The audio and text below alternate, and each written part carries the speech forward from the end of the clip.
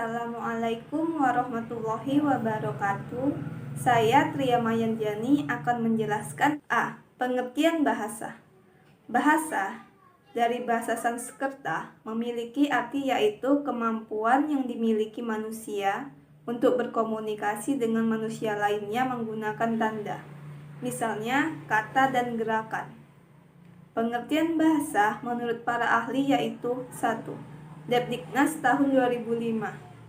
Bahasa adalah sebuah ucapan yang berasal dari perasaan serta pikiran manusia yang disampaikan secara teratur dan dengan memakai bunyi sebagai medium. 2. Menurut Harimurti Kridalaksana tahun 1985. Bahasa diartikan sebagai sebuah sistem bunyi bermakna yang kemudian dipergunakan untuk komunikasi oleh kelompok manusia. 3. Menurut Wibowo tahun 2001. Bahasa adalah sistem simbol bunyi yang bermakna dan berartikulasi atau dihasilkan oleh alat ucap yang bersifat arbiter dan konvensional yang dipakai sebagai alat berkomunikasi oleh sekelompok manusia untuk melahirkan perasaan dan pikiran. 4. Menurut Kamus Linguistik tahun 2001. Bahasa adalah sistem lambang bunyi yang arbiter yang digunakan oleh para anggota suatu masyarakat untuk kerjasama, berinteraksi, dan mengidentifikasikan diri. B. Fungsi bahasa. Fungsi bahasa selain sebagai alat komunikasi atau sarana untuk menyampaikan informasi atau mengutarakan pikiran, perasaan, atau gagasan juga berfungsi sebagai 1. Sebagai alat untuk mengungkapkan perasaan atau mengekspresikan diri. Di sini maksudnya adalah mampu mengungkapkan gambaran, maksud, gagasan, dan perasaan.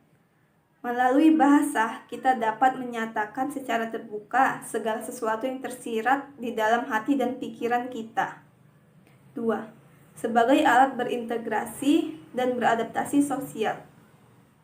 Pada saat beradaptasi di lingkungan sosial, seseorang akan memilih bahasa yang digunakan tergantung situasi dan kondisi yang dihadapi. Dengan menguasai bahasa, akan memudahkan seseorang untuk berbaur di lingkungannya. 3. Sebagai alat kontrol sosial. Maksudnya adalah yang mempengaruhi sikap, tingkah laku, serta tutur kata seseorang. Kontrol sosial dapat diterapkan pada diri sendiri dan masyarakat. Contohnya di buku-buku pelajaran, ceramah agama, dan orasi ilmiah. C. Ciri atau sifat bahasa. Ada beberapa ciri atau sifat yang hakiki dari bahasa, yaitu A. Bahasa itu adalah sebuah sistem. Sistem berarti susunan teratur berpola yang membentuk suatu keseluruhan yang bermakna atau berfungsi. Sistem terbentuk oleh sejumlah unsur yang satu dan yang lain berhubungan secara fungsional. Bahasa terdiri dari unsur-unsur yang secara teratur tersusun menurut pola tertentu dan membentuk satu kesatuan. Sebagai sebuah sistem, bahasa itu bersifat sistematis dan sistemis.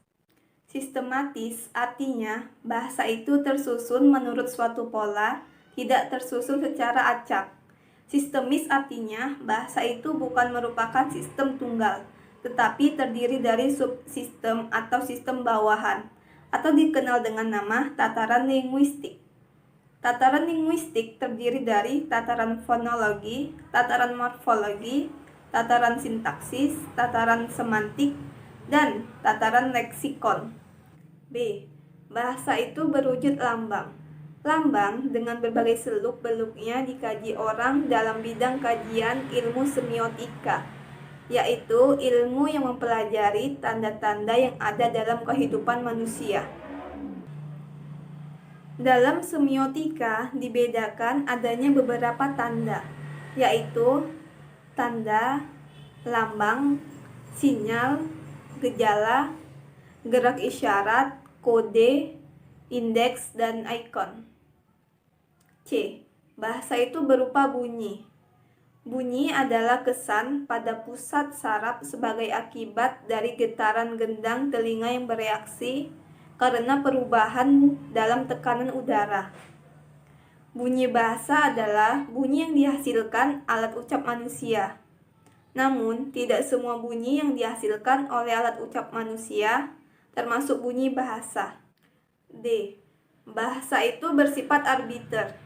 Kata arbiter bisa diartikan sewenang-wenang, berubah-ubah, dan tidak tetap. Yang dimaksud dengan istilah arbiter itu adalah tidak adanya hubungan wajib antara lambang bahasa atau yang berwujud bunyi itu dengan konsep atau pengertian yang dimaksud oleh lambang tersebut. Baiklah, sekian yang dapat saya jelaskan. Selanjutnya akan dijelaskan oleh teman saya. Saya Nur Afifah Daulay akan melanjutkan penjelasan dari Tria Mayanjani. Bahasa itu bermakna. Salah satu sifat hakiki dari bahasa adalah bahasa itu berwujud lambang. Sebagai lambang, bahasa melambangkan suatu pengertian, suatu konsep, suatu ide, atau suatu pikiran yang ingin disampaikan dalam wujud bunyi itu. Maka, dapat dikatakan bahwa bahasa itu mempunyai makna karena bahasa itu bermakna. Maka segala ucapan yang tidak mempunyai makna dapat disebut bukan bahasa. F. Bahasa itu bersifat konvensional. Bersifat konvensional artinya semua anggota masyarakat bahasa itu mematuhi konvensi bahwa lambang tertentu itu digunakan untuk mewakili konsep yang diwakilinya. Misalnya, binatang berkaki empat yang biasa dikendarai dia lambangkan dengan bunyi kuda. Maka, anggota masyarakat bahasa Indonesia harus mematuhinya. Kalau tidak dipatuhinya dan digantikan dengan lambang lain, maka komunikasi akan terlambat. G. Bahasa itu bersifat unik. Bahasa dikatakan bersifat unik, artinya setiap bahasa mempunyai ciri khas sendiri yang tidak dimiliki oleh bahasa lainnya. Ciri khas ini biasa menyangkut sistem bunyi, sistem pembentukan kata, sistem pembentukan kalimat, atau sistem-sistem lainnya. H. Bahasa itu bersifat universal. Bahasa bersifat universal artinya ada ciri-ciri yang sama yang dimiliki oleh setiap bahasa yang ada di dunia ini. Misalnya, ciri universal bahasa yang paling umum adalah bahwa bahasa itu mempunyai bunyi bahasa yang terdiri dari vokal dan konsonan. I. Bahasa itu bersifat produktif. Bahasa bersifat produktif artinya meskipun unsur-unsur bahasa itu terbatas, tetapi dengan unsur-unsur yang jumlahnya terbatas itu dapat dibuat satuan-satuan bahasa yang tidak terbatas, meskipun secara relatif, sesuai dengan sistem yang berlaku dalam bahasa itu. J. Bahasa itu bersifat bervariasi. Anggota masyarakat suatu bahasa misalnya terdiri dari berbagai orang dengan berbagai status sosial dan latar belakang budaya yang tidak sama. Karena perbedaan tersebut, maka bahasa yang digunakan menjadi bervariasi. Ada 3 istilah dalam variasi bahasa, yaitu 1. Idiolek, yaitu ragam bahasa yang bersifat perorangan. 2. Dialek, yaitu variasi bahasa yang digunakan oleh sekelompok anggota masyarakat pada suatu tempat atau suatu waktu. 3. Ragam, yaitu variasi bahasa yang digunakan dalam situasi tertentu, misalnya ragam baku dan ragam tidak baku. K. Bahasa itu bersifat dinamis. Bahasa tidak pernah lepas dari segala kegiatan dan gerak manusia. Sepanjang keberadaan manusia itu sebagai makhluk yang berbudaya dan bermasyarakat, bahasa mempunyai keterikatan dan keterkaitan dengan manusia. Karena kegiatan manusia dalam masyarakat selalu berubah, maka bahasa menjadi ikut berubah, menjadi tidak tetap, menjadi dinamis. Perubahan itu dapat berupa pemunculan kata atau istilah baru, peralihan makna sebuah kata, dan perubahan-perubahan lainnya. L. Bahasa itu manusiawi. Alat komunikasi manusia berbeda dengan binatang. Alat komunikasi binatang bersifat tetap, statis, sedangkan alat komunikasi manusia yaitu bahasa bersifat produktif dan dinamis. Maka bahasa bersifat manusiawi dalam arti bahasa itu hanya memiliki manusia dan hanya dapat digunakan oleh manusia. Saya Alfa Kiranti, saya akan menjelaskan materi selanjutnya, yaitu D. Kedudukan dan fungsi bahasa Indonesia. Dalam Ikrar Sumpah Pemuda pada tanggal 28 Oktober tahun 1928, bahasa Indonesia dinyatakan bahasa nasional sesuai bunyi Undang-Undang Dasar tahun 1945 bab 15 pasal 36. Bahasa Indonesia juga dinyatakan bahasa negara. Hal ini berarti bahasa Indonesia mempunyai kedudukan baik sebagai bahasa nasional maupun bahasa negara.